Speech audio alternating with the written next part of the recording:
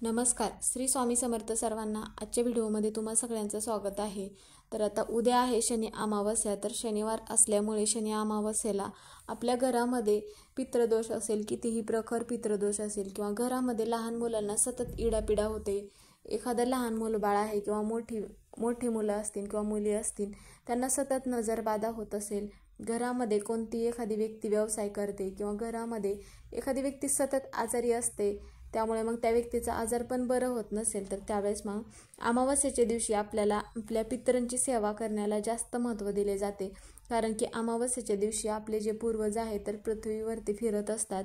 मग आपल्या घरातील पितृदोष दूर व्हावा, आपण कोणतंही काम जर हाती घेतलं तर ते जर काम होत नसेल, त्या कामामध्ये सतत अडथळे निर्माण होत असतील, तर त्यावेळेस मग आपल्या घराला पितृदोष असेल त्यावेळेस ह्या सगळ्या गोष्टी घडत असतात.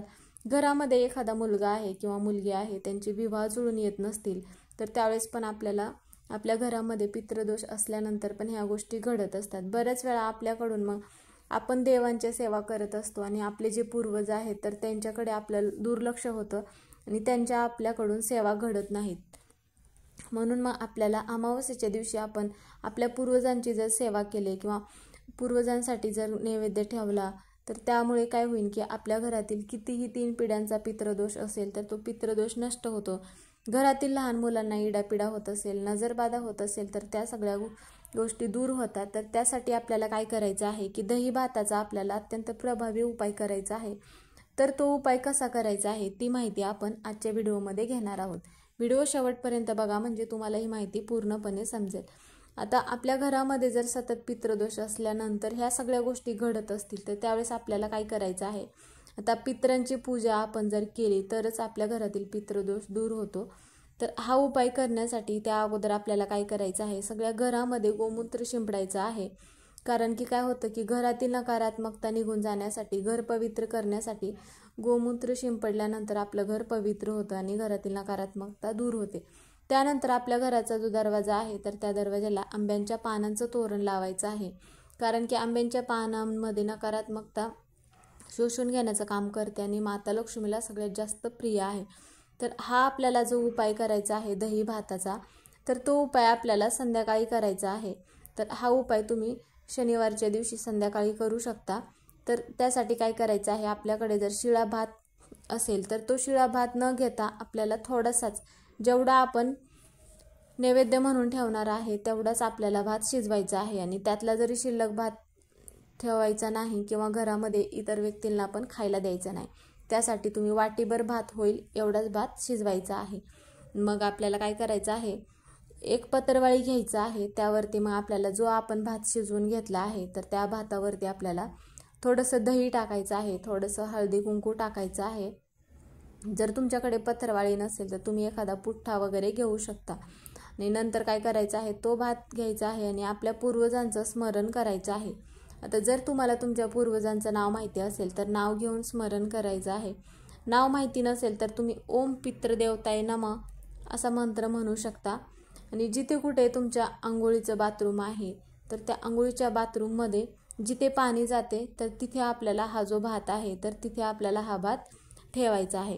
आता जेव्हा तुम्ही भात हा ठेवणार असाल बाथरूममध्ये, तर त्यावेळेस काय करायचं आहे, बाथरूम ओलं असू नये या गोष्टीची आपल्याला काळजी घ्यायची आहे. किंवा मग तुम्ही ज्यावेळेस हा भात ठेवाल त्यावेळेस बाथरूममध्ये कोणीही जाणार नाही या गोष्टीची पण आपल्याला काळजी घ्यायचं आहे. जर तुम्हाला हा भात जिथे बाथरूमचं पाणी जातं तिथे ठेवता येत नसेल तर तुम्ही त्यावेळेस मग बाथरूमच्या खिडकीमध्ये पण हा भात ठेवू शकता. जेव्हा तुम्ही भात ठेवायला जाल त्यानंतर मग घरातील जी व्यक्ती असतील, लहान मुलं असतील किंवा मोठे व्यक्ती असतील, तर त्या सगळ्या मोठ्या किंवा लहान व्यक्तींना तुम्ही सांगूनच हा उपाय करायचा आहे. कारण की ज्यावेळेस तुम्ही भात ठेवाल त्यानंतर जर एखादी व्यक्ती त्यामध्ये जाईल तर आपण जो उपाय, जी सेवा करतो तर त्याचे परिणाम होऊ शकतात. कारण की काय होतं की आपण जर पितृदोष दूर होण्यासाठी ह्या गोष्टी, म्हणजेच की ह्या सगळ्या सेवा करणार आहे, उपाय करणार आहे, तर ते उपाय मग आपले फलदायी ठरत नाहीत. म्हणून आपल्याला घरातील व्यक्तींना सांगूनच हा उपाय करायचा आहे. मग तिथे गेल्यानंतर काय करायचं आहे, तिथे भात ठेवायचा आहे. हा भात रात्रभर ठेवायचा आहे. नंतर मग काय करायचं आहे, दुसऱ्या दिवशी सकाळी उठल्यानंतर लगेचच बाथरूममध्ये जायचं आहे आणि तिथे जाऊन तो जो भात आपण ठेवला आहे तर तो भात आपण तिथून उचलायचा आहे आणि घराच्या बाहेर घेऊन जायचं आहे. आता घराच्या बाहेर एखाद्या मुक्या जनावराला तुम्ही हा भात देऊ शकता किंवा मग एखाद्या झाडाखाली हा भात जो आहे तर तो भात तिथे ठेवू शकता. कारण की एखादे पक्षी म्हणा किंवा प्राण्यांनी ज्यावेळेस हा भात खाल्ला तर आपल्या पितरांना मोक्ष प्राप्त होते, आपले पितर तृप्त होतात. म्हणून मग हा जो दही भाताचा जो उपाय आहे तर हा शनी अमावस्या असल्यामुळे करायचा आहे. आणि घरी आल्यानंतर हातपाय धुवून घ्यायचा आहे आणि मगच आपल्याला घरातील जी पण काही इतर कामं असतील तर ती कामं आपल्याला करायची आहेत. यामुळे काय होतं की कितीही आपल्या घरातील प्रखर पितृदोष असेल, कितीही पिढ्यानपिढ्यांचा पितृदोष असेल तरीही आपल्याला हा पितृदोष नष्ट होण्यासाठी मदत होते. म्हणून मग हा जो दही भाताचा उपाय आहे तर हा उपाय घरातील सगळ्या व्यक्तींना सांगूनच करायचा आहे. त्यानंतर आपल्याला काय करायचं आहे तर हा जो उपाय आहे तर हा उपाय तुम्ही सकाळी करू शकता किंवा सकाळी नाही शक्य झालं तर मग तुम्ही संध्याकाळी पण करू शकता. मुठभर भात शिजवायचा आहे किंवा मग वाटीभर होईल एवढा शिजवायचा आहे. आणि नंतर काय करायचं आहे, एखाद्या पत्तरवाळीवर तो भात घ्यायचा आहे आणि त्या भातावरती आपल्याला एक लवंग, लिंबू, राख, भाकरीचा तुकडा अशा पद्धतीचा हा उतारा बनवायचा आहे. उतारा बनवून झाल्यानंतर आपल्या घरातील जी मुलं आजारी असतील किंवा ज्या मुलांना सतत इडापिडा होत असेल किंवा नजरबाधा होत असेल, जे पण काय असेल तर त्या मुलांवरून काय करायचं आहे, घरातील त्या मुलांवरून उतरवून घ्यायचं आहे. त्या अगोदर आपल्याला देवघरामध्ये दिवा प्रज्वलित करून घ्यायचा आहे. आता हा दिवा तुम्ही तुपाचा किंवा तिळाचा किंवा मोहरीच्या तेलाचा पण लावू शकता. आणि नंतर काय करायचं आहे, मुलांवरून उतरवून घेतल्यानंतर हा उतारा आपल्याला मुलांवरून 7 वेळा उतरवून घ्यायचा आहे. त्या अगोदर मुलांना एका पाटावर बसवायचं आहे आणि मगच 7 वेळा उतरवायचा आहे. आणि हा जो भात आहे तर एखाद्या झाडाखाली तुम्ही हा भात ठेवू शकता किंवा मग तुम्ही छतावरती पण ठेवू शकता. तर ज्यावेळेस आपण 7 वेळा हा भात मुलांवरून उतरवून घेणार आहोत त्यावेळेस मग प्रार्थना करायचं आहे की मुलांची नजरबाधा, इडापिडा दूर होऊ दे, जे पण काही दोष असतील मुलांमध्ये तर ते दूर होण्यासाठी मग प्रार्थना करायचं आहे. आणि मग हा जो भात उतरवून घेतल्यानंतर छतावर म्हणा किंवा मग एखाद्या झाडाखाली तुम्ही हा भात ठेवू शकता. कारण की यामुळे काय होईल की पक्षी खाऊन घेतील आणि हा उतारा उतरवून झाल्यानंतर पक्ष्यांनी वगैरे खाल्ल्यानंतर आपल्या घरातील मुलांना नजरबाधा असेल, इडापिडा असेल तर ते दूर होते. मुलांना जर पितृदोष असेल तर तो पण दूर होण्यासाठी मदत होते.